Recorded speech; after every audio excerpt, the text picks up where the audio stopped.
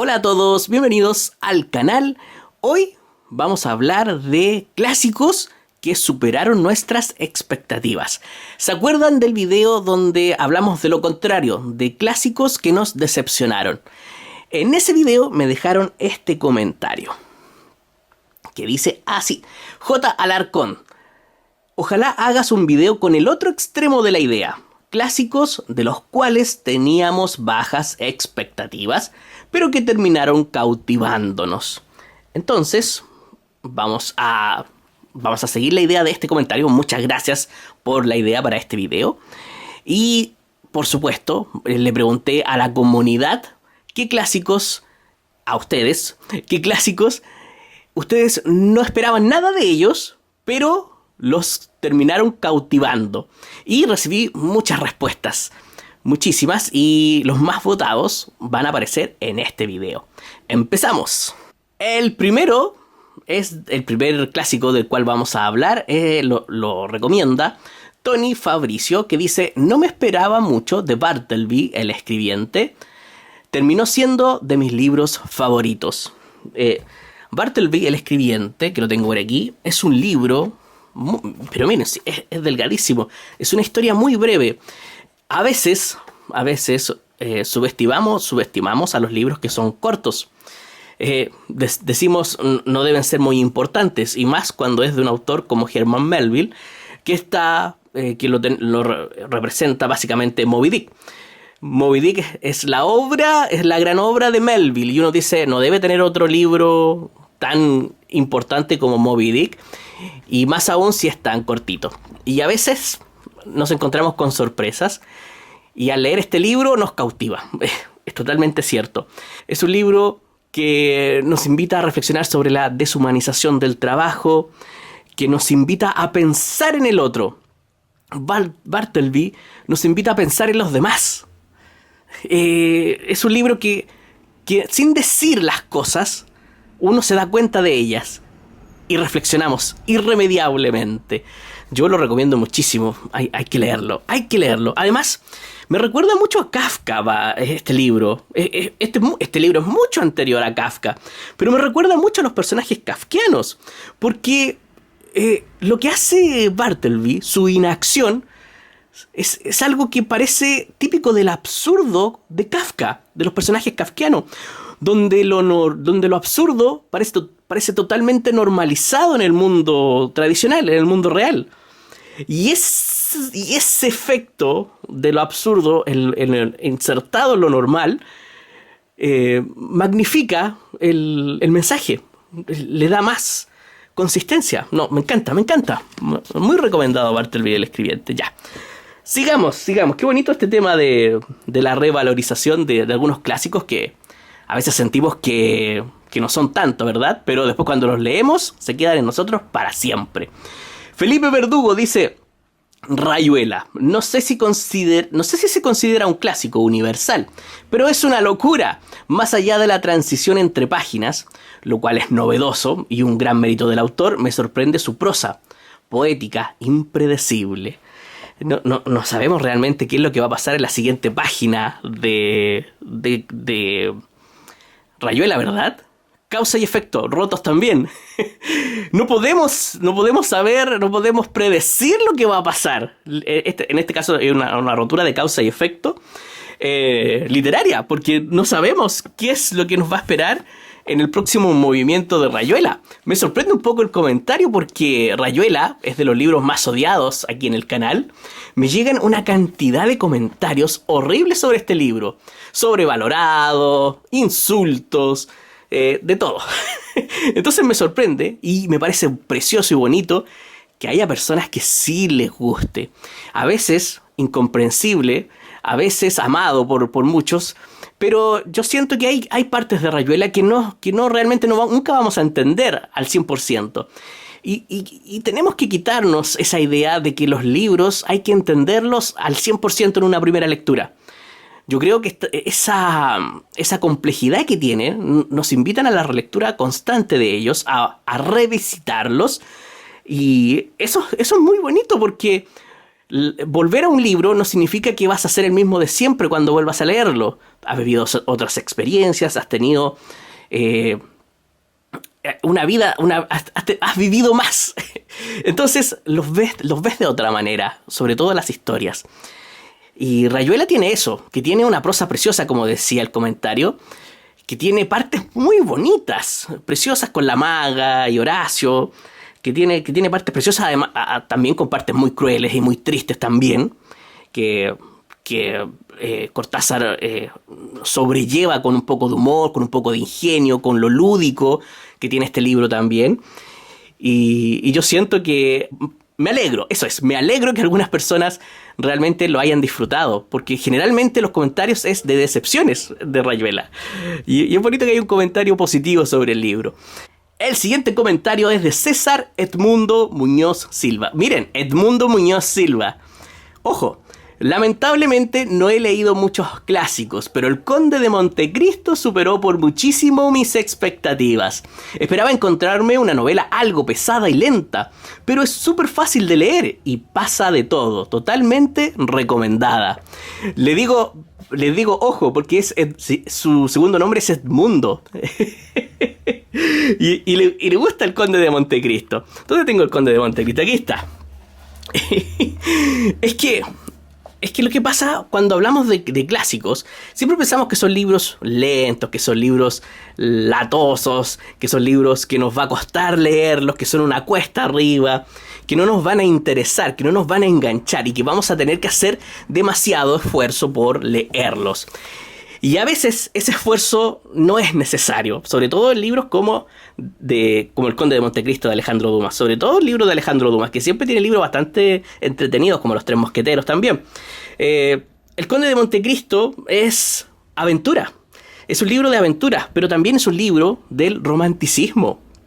El Conde de Montecristo tiene esa esencia vital del romanticismo que se opone al neoclasicismo. No sé si se acuerdan del neoclasicismo, que era una cultura hacia a la razón, al poner en un pedestal a la razón, a las reglas, en cambio a las normas. En cambio el Conde de Montecristo, como abraza el romanticismo, está más inclinado a favorecer lo irracional, no la razón, lo irracional, las pasiones, en este caso la venganza, los amores perdidos.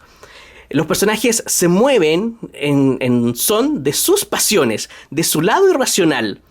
Por eso nos gusta tanto, porque el personaje se quiere vengar y nosotros abrazamos también esas pasiones irracionales. Porque lo lógico sería, ok, ya esto pasó, lo voy a olvidar y no voy a vengarme. No, el personaje se quiere vengar.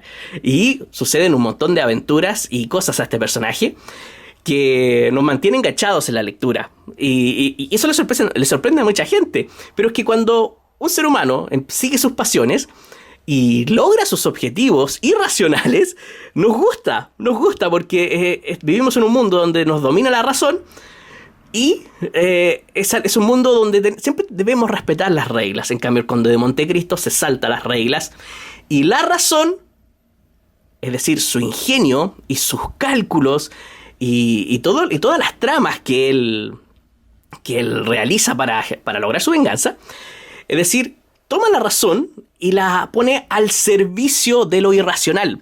Porque su razón, su inteligencia, sus estrategias están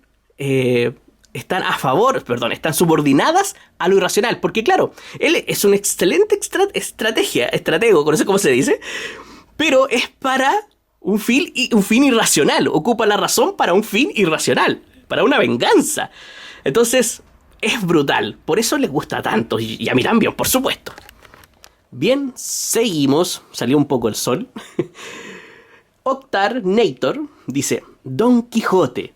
Honestamente no pensaba que Crimen y Castigo fuese superado como mi libro favorito, pero acompañar la locura del Caballero de los Leones y la simpleza de su escudero hasta el final fue una experiencia inolvidable. Qué bonito, porque Don Quijote que lo tengo por aquí, es un libro que a muchas personas les da miedo, principalmente porque se lee en los colegios, se lee se lee de forma académica, de forma curricular, no sé cuál es la palabra, no lo puedo sacar. En el fondo es que al ser una lectura obligatoria ya lo hace ser un libro intimidante. Porque es que, en el fondo una lectura obligatoria te está diciendo que es un libro para estudiarlo. Y eso le quita la magia, ¿verdad? Pero cuando tú lees Don Quijote de la Mancha, cuando tú deseas hacerlo por placer, pasa otra cosa distinta.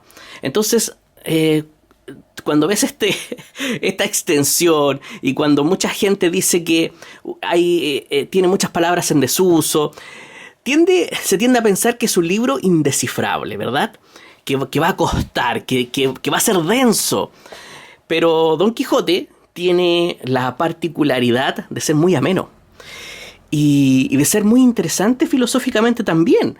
Es un libro que te habla de la existencia, que te habla de la moral, que te habla del conocimiento, que cada personaje que va apareciendo tiene un punto de vista particular sobre el mundo, que te dice que la realidad, que a veces a la realidad le hace falta un poco de ficción para que la vida tenga sentido. Que está Don Quijote por un lado, que está Sancho por el otro, y te preguntas, ¿cuál es la verdadera sabiduría? Te hace cuestionarte. Y a la vez te diviertes porque tiene mucho humor. Es un libro muy, muy, muy ágil. Claro, por su extensión no todas las partes son divertidas ni fáciles de leer, pero en su gran mayoría sí, es un libro muy ameno. Y que en un inicio tú puedes decir, no espero nada de él, pero terminas diciendo, superó todas mis expectativas. Totalmente Don Quijote de la Mancha. El siguiente nos lo recomienda este suscriptor, Imperial Dutchland. Él dice, el elogio de la sombra de Tanizaki. Me voló la tapa de los sesos, cortito y muy sorprendente.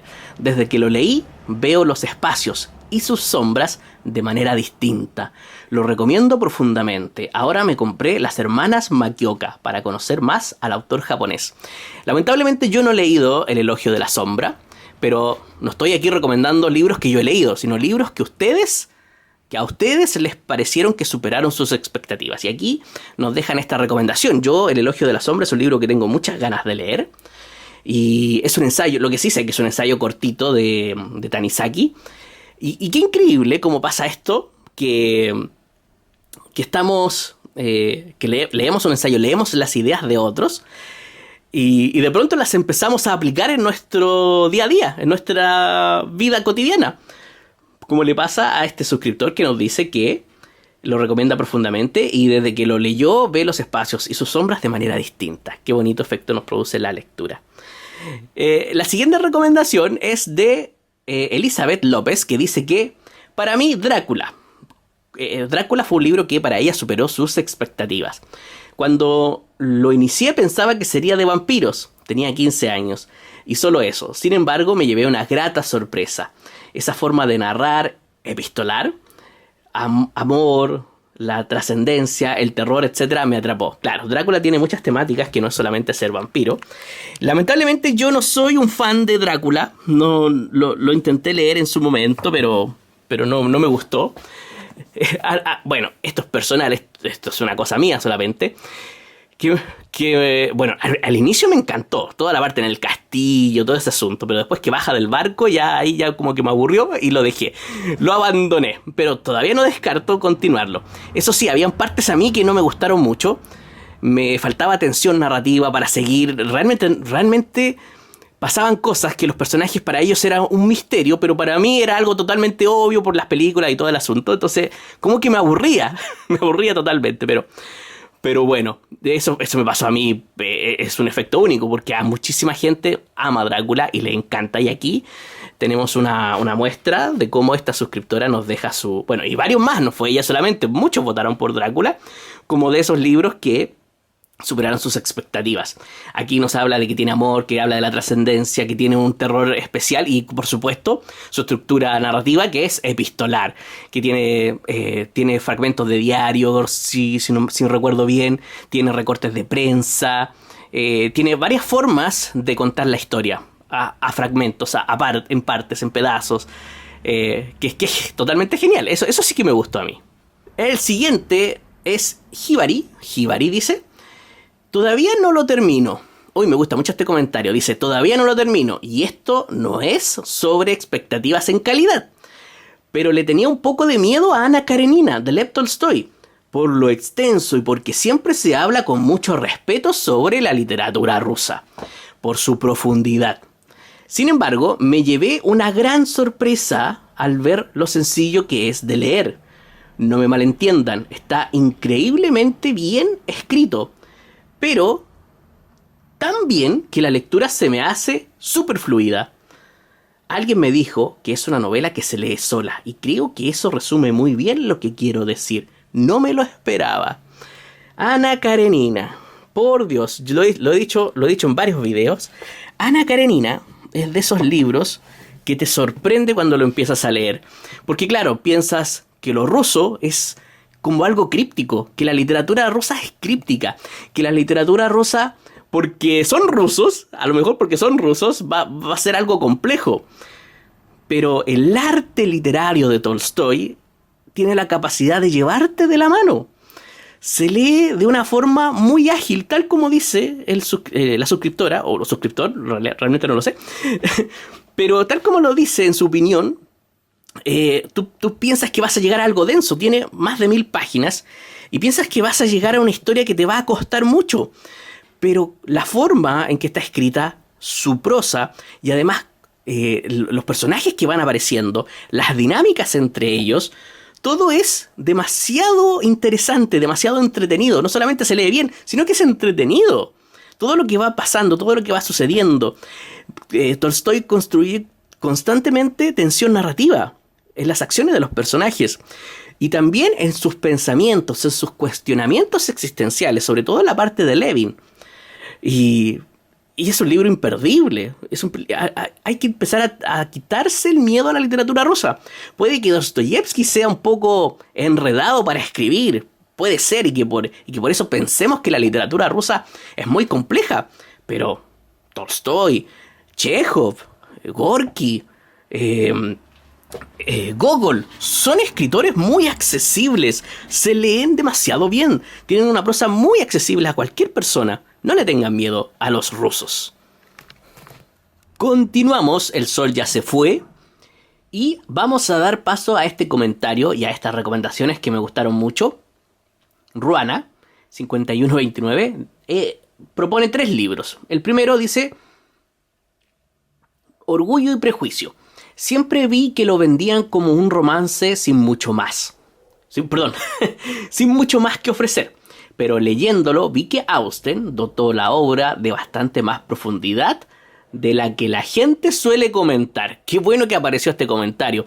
Y ¿saben qué? No fue la única persona que votó por Orgullo y Prejuicio en este caso, de clásicos que superan expectativas, y que me da mucho gusto porque cuando hablé de clásicos que decepcionan y les pregunté la opinión a muchas personas en la comunidad, hubo muchos que votaron por Orgullo y Prejuicio, pero ahora se ve que también hay otra parte, y bastante importante, de la comunidad que sí aprecia Orgullo y Prejuicio y que sí encontraron algo valioso en la literatura de Austen que otros no pueden encontrar. Eso es lo bonito de la diversidad y de que personas que, por supuesto, pueden pensar distinto.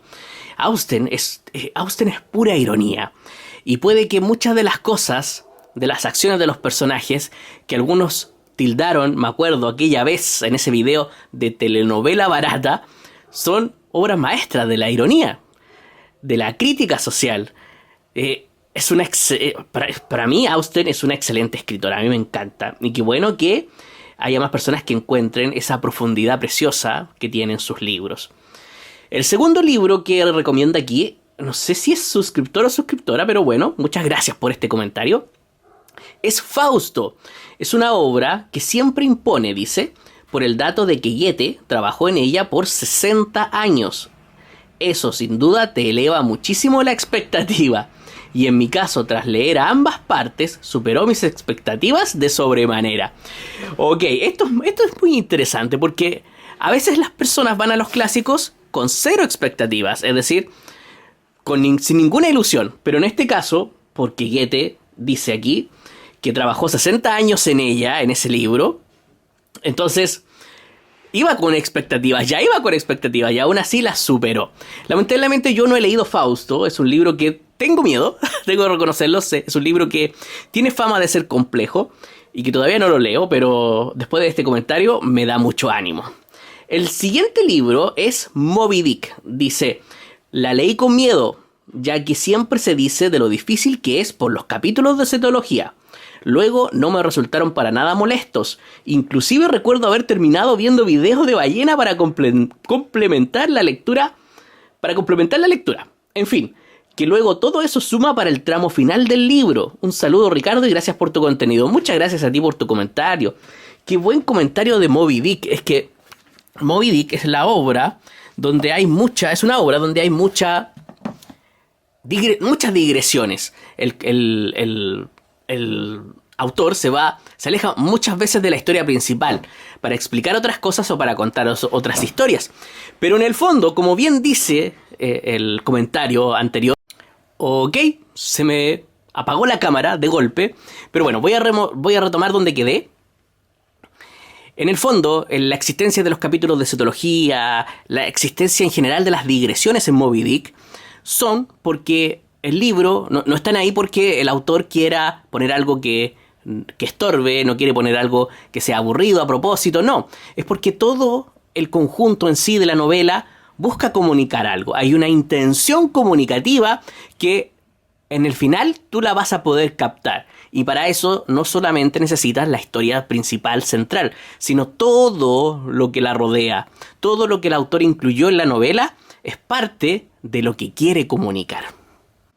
El siguiente comentario desde Dicemore y dice así: es cortito, pero novela de ajedrez de Stefan Zweig me súper atrapó, y eso que de ajedrez no sé nada.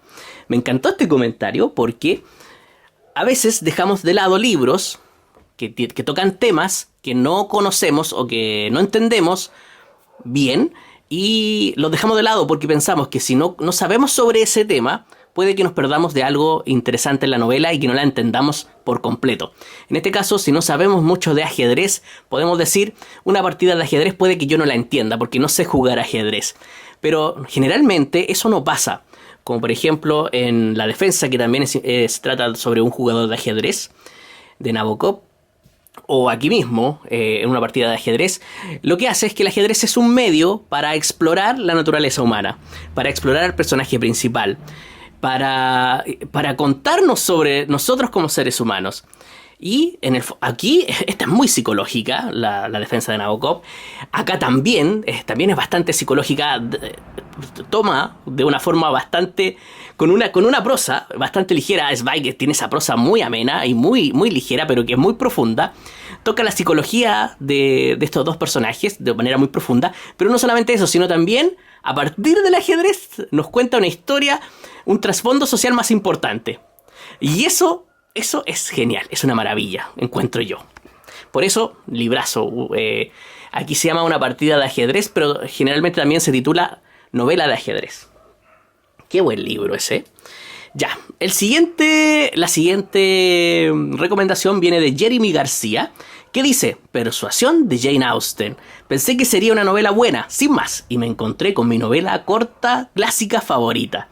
Qué bueno que nombren a Jane Austen, me encanta. Persuasión es mi segundo libro favorito de Jane Austen. El primero es Mansfield Park, que lo tengo por aquí. Aquí está Mansfield, me encantó Mansfield Park, novelaza. Persuasión es hermoso. Qué bueno que lo saquen a colación. Tiene unos personajes. Ya aquí Austen ya es una maestra de la creación de personajes. Es interesantísimo cómo se comunican estos personajes, cómo se relacionan entre sí, cómo ocurre tanta acción en una novela, pero que los personajes apenas se muevan. Lo interesante está en cómo se miran, en cómo se observan, en cómo conviven, en cómo pasean, los gestos, lo que dicen, el cuidado con que escogen las palabras. Es una novela elegante, de detalles. Eso, es una novela de detalles. Es preciosa, a mí me encanta. Muy recomendada Persuasión para cualquier amante de los libros clásicos. Qué buenas, Jane Austen. Mary Joseph dice: La Eneida. Amé a la reina Dido y lloré hasta las lágrimas con la destrucción de Troya. Virgilio, y pone 2 corazones ahí. Lamentablemente yo no he leído la Eneida, por lo que no puedo decirles nada sobre el libro, solamente que después de este comentario voy a tener que leerla. Qué bonito saber que esos libros clásicos tan antiguos encierran historias que aún hoy nos hacen vibrar. Qué importante eso. Mire en este comentario cómo expone emociones que le generó este libro clásico, la Eneida. Qué bueno, qué genial. Y cómo se encariñan con los personajes. Me encanta. Ya, el siguiente comentario es de Princesa Basurita. Dice: La montaña mágica, la leí gracias a vos. Fue toda una experiencia inmersiva. No quería terminarlo. Me acompañó durante 3 meses, todos los días, y fue una vía de escape que sigo extrañando hasta el día de hoy. Qué bonito eso. ¿Se acuerdan? Yo hice un comentario en Instagram hace algún tiempo. Y yo les decía que cuando un libro se vuelve parte de nuestra vida, es decir, que paseamos con él, que vivimos experiencias con él, que a veces traumas, a veces alegrías, tristezas, pero durante todo ese tiempo que estamos viviendo esas experiencias personales, estamos leyendo una historia que nos está acompañando. Y quizás nuestro punto de vista, nuestra forma de ver la vida, es también la que nos está enseñando el autor en su libro. Y en este caso, La montaña mágica tiene ese poder inmersivo que también dice este comentario. Y tiene tantos personajes, con tantos diálogos, con tantas relaciones entre ellos, que te terminas encariñando con ellos. Y más si lees la novela durante 3 meses, una larga extensión de tiempo, y todos los días, es decir, están todos los días contigo. No, La montaña mágica es de esos libros que tiene personajes entrañables, ideas interesantísimas, un debate sobre el tiempo, y hay gente que la tilda de aburrida y larga, pero si te tomas el tiempo de vivir con este libro, porque este libro no lo lees, sino que tienes que hacerlo formar parte de tu vida, y de esa forma lo vas a apreciar mucho mejor. Muy recomendado. Bien, seguimos. Este es otro día de grabación, un día diferente. De hecho, tengo unos libros ahí porque acabo de hacer un en vivo. Sí, los que estuvieron en el en vivo se deben acordar. Bien. Camilo Cepeda dice: Hola Ricardo, feliz cumpleaños atrasado. Referente a tu pregunta, fue justo uno que tú siempre recomendabas: Matar a un ruiseñor, de Harper Lee. Es un clásico hermoso que me dejó muchos días pensando y enamorado de las lindas enseñanzas que deja. ¡Qué bonito, Camilo! ¡Qué bonito! A mí me gusta mucho Matar a un ruiseñor. ¿Dónde lo tengo? Debe estar por ahí. Lo estoy buscando, pero no lo encuentro. Bueno, Matar a un ruiseñor es un libro que es muy bonito, porque se hace bonito desde un principio porque la narradora es una niña pequeña, entonces tiene un punto de vista infantil que es precioso, desde la inteligencia y la ingenuidad de los niños. Y me encanta porque nos habla hay un duro mensaje contra el racismo, nos habla también un duro mensaje contra las injusticias. Es un libro muy cálido que deja muchas enseñanzas, que tiene una narración muy fluida también, que agrada mucho, tiene un toque de humor, tiene realismo. Es un Bildungsroman, es una novela de aprendizaje, es precioso. Lo estuve buscando pero no sé dónde lo dejé. Seguimos. Mordono Estelle, bueno, Estel, no sé cómo se pronuncia, dice: Los demonios de Dostoyevsky. Fue tanta mi impresión que solo pensaba en saber más y más de la obra. Buscando información y reseñas fue como conocí tu canal. Han pasado ya alrededor de 3 años de que hice la lectura, pero la recuerdo nítidamente y sigo reflexionando sobre ella, siempre buscando conocerla un poco más. Emocionalmente sigo destrozada por Shatov. Le recuerdo y fácilmente me puedo echar a las lágrimas. Y Elisabetta, jamás imaginé tanta violencia. Totalmente recomendado, 1000 estrellas. Por Dios, Los demonios es una novela impresionante que te golpea. A mí también me golpeó. Yo también tengo esa sensación de tristeza. Bueno, ella dice que llega a las lágrimas, pero yo no alcanzo a llegar a las lágrimas, pero sí me da mucha tristeza Shatov. Es muy triste lo que le pasa a ese personaje. Es tristísimo. Tengo también yo muy nítido en mi mente quizás los diálogos de Kirillov. Creo que así se llamaba el personaje. Creo que sus diálogos son mis favoritos dentro de la novela. No creo que los tenga. No creo que los tenga con un marcador. Sí los debía haber subrayado. Bueno, no creo que lo encuentre con una mano, pero tiene unos diálogos fantásticos. Dentro de la brutalidad de la novela hay mucha filosofía, como siempre en Dostoyevsky, y Los demonios es un librazo. Los Miserables, dice Selva Corpi. La figura de Jean Valjean, como una especie de Jesucristo de los marginados, me impactó muy profundamente. Saludos Ricardo, feliz cumple atrasado, me dice. Me dicen feliz cumple atrasado porque fue la semana pasada el cumpleaños. Los Miserables. Es de esos libros que a veces uno siente que pueden ser un poco aburridos, que pueden ser de esos libros que como son clásicos no te van a hacer sentir nada muy especial más que aburrimiento. Pero Los Miserables es de esos libros que te toca el corazón, te toca el alma. De manera muy profunda, porque a veces la extensión, lo largos que son, te hace pasar mucho tiempo con los personajes. Y Jean Valjean es de esos personajes que se te meten en el corazón para siempre y son inolvidables. Como bien decía aquí el comentario de Selva Corpi, lo impactó profundamente. Librazo Los Miserables. Maribel 025 dice... Perdón, 2025 dice: Frankenstein, pensé que me encontraría con un monstruo y me encontré con un ser puro, sensible, inocente, con ganas de amar y ser amado, un ser inteligente que sufrió el abandono, la crueldad, el rechazo de su creador, que lo transformó en ese ser cruel que conocemos.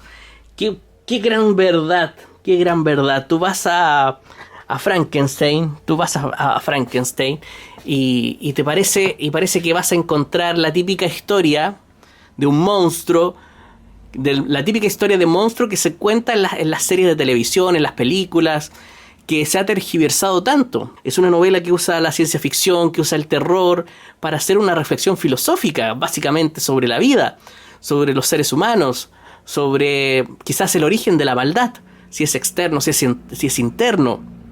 El comentario aquí me encantó lo que dijo. Me encantó porque dio justo en el clavo. Porque se encontró con un ser puro, sensible, inocente, con ganas de amar y ser amado. Y tuvo que enfrentar la crueldad y el rechazo de su creador. De esos libros que prometen mucho por todo el auge que hay en el mundo audiovisual. Y que al final te encuentras con algo absolutamente superior. Mucho más profundo, mucho más interesante. Realmente cuando tú dices voy a leer Frankenstein, esperas algo bueno, pero te encuentras con algo muchísimo mejor. Ahora vamos con el siguiente comentario que dice Gigi Mapsteva. El retrato de Dorian Gray, un libro tan pequeño, de unas 200 hojas y con una premisa tan fantasiosa o fantástica, encierra el mejor tratado sociológico y filosófico de la historia a través del personaje de Lord Henry. Una pluma única, Oscar Wilde. De ahí en más, es mi libro favorito. Bien, encontré el libro, no lo encontraba, pero ya lo encontré. No es mi mejor edición, pero espero renovarla en algún momento. A mí me encanta este libro, ojalá poder tener la edición de Austral singular, creo que no es muy costosa, esa es la que yo quiero. Y ojalá poder comprarla y reseñarlo, porque no lo he reseñado en el canal. A mí me encanta todo lo que encierra el retrato de Dorian Gray y entiendo por qué para muchas personas es de esos clásicos que tú vas con pocas expectativas pero terminas maravillado con él, porque creo que es la única novela de Oscar Wilde y es como dice bien el comentario, es realmente un tratado sociológico y filosófico, realmente. Esa crítica a la doble moral de la alta sociedad de aquel tiempo, de la época victoriana, esa especie de fachada puritana que todos querían exhibir, pero que detrás, en privado, tenían muchos excesos a estos personajes, muchos vicios, y también ese culto a la belleza que existía, a la belleza física. Toda esa crítica que hace Oscar Wilde es espectacular, espectacular. Además, el personaje de Lord Henry es de los mejores que tiene el libro. Es todo lo que dice, todos sus diálogos son geniales, ¿verdad? ¿De qué más nos hablaba este libro? Del placer, ¿verdad? Que existía, que Oscar Wilde decía que la gente prefería esa gratificación sensorial, la gratificación del placer, pero que en el fondo solo es vacuidad. Y claro, también nos habla de arte, de conciencia humana. Es un libro bastante completo en todo sentido. A mí me encanta. Y léalo, si es que todavía no lo han leído. 100 años de soledad, dice Carolina Zamudio. Creí que sería un libro muy difícil y tedioso, pero aunque sí me costó un poco, realmente lo disfruté mucho.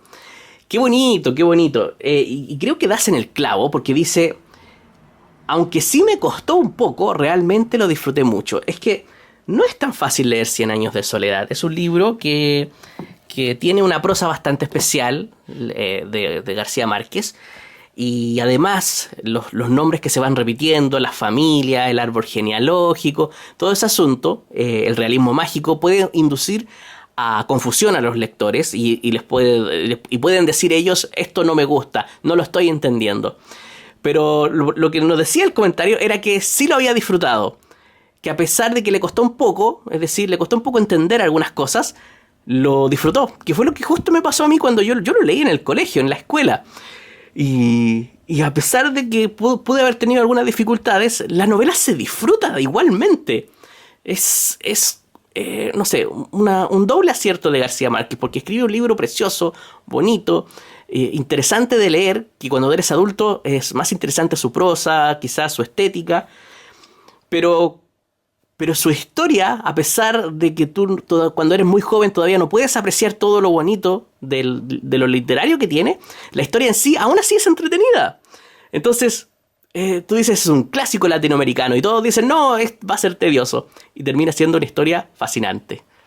Ahora, LMM93 dice, La muerte de Iván Ilich, para ser un clásico, es tremendamente fácil de leer, se devora en una tarde. Tiene toda la razón. La muerte de Iván Ilich es de esos clásicos que parecen que van a ser eternos, que nos va a costar muchísimo leerlos, pero sus temáticas tan actuales hacen que los devoremos. Porque la temática de la muerte siempre va a ser atemporal. Y la muerte siempre está ligada a lo existencial. Y cuando hablamos de existencia, hablamos de encontrar un sentido también a la vida. Y en eso, en la muerte de Iván Ilich, en eso, reflexiona sobre eso de una manera espectacular, magnífica. Nos habla también de la hipocresía de los familiares, de la gente, de los amigos, con respecto al fallecimiento, con respecto a la muerte, al asunto de vivir como los demás, de vivir como viven todos los demás y no como uno realmente quiere vivir. Es todo lo que pasa hoy, la muerte de Iván Ilich. Es cortito, te cala profundo, muy profundo. Ok, y Gloria dice, para no repetir otras respuestas, dice, Vida y Destino, de Vasily Grossman. Había leído que es una especie de guerra y paz en el contexto de la Segunda Guerra Mundial.